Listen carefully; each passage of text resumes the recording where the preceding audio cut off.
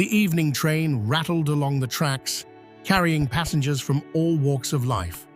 Students returning home, workers finishing their day, families going on visits, and strangers lost in thought.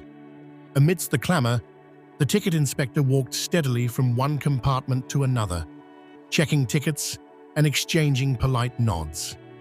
As he reached the far end of the carriage, his eyes fell on something resting on a seat. It was an old, weathered leather wallet. Its edges were frayed, the leather cracked from years of use. Curious, he picked it up and opened it, hoping to find an identity card or name inside. But there was nothing.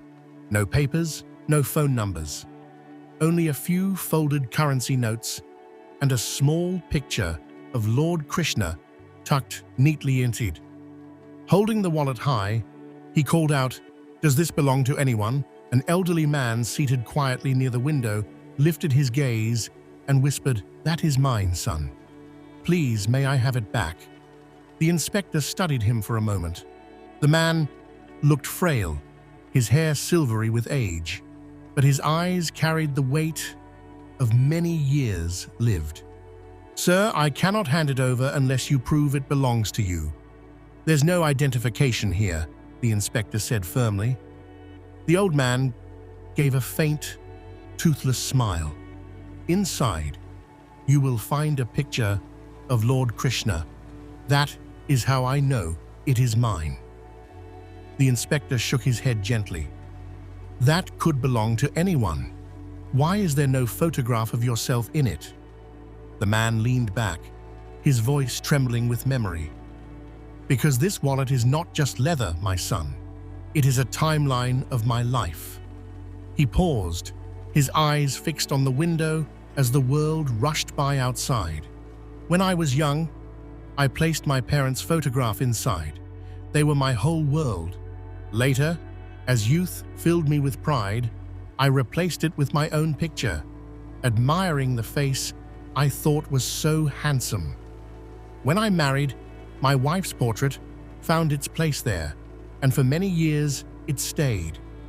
Then came our child, so small, so innocent.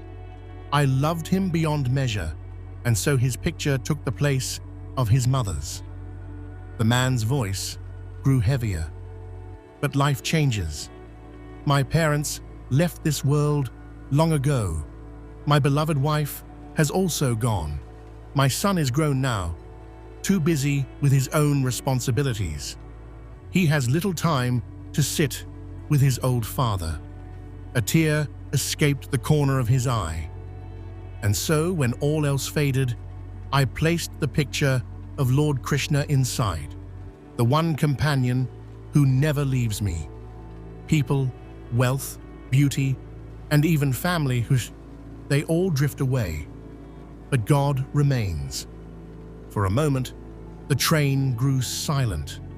Even the noisy chatter of passengers faded into a hush.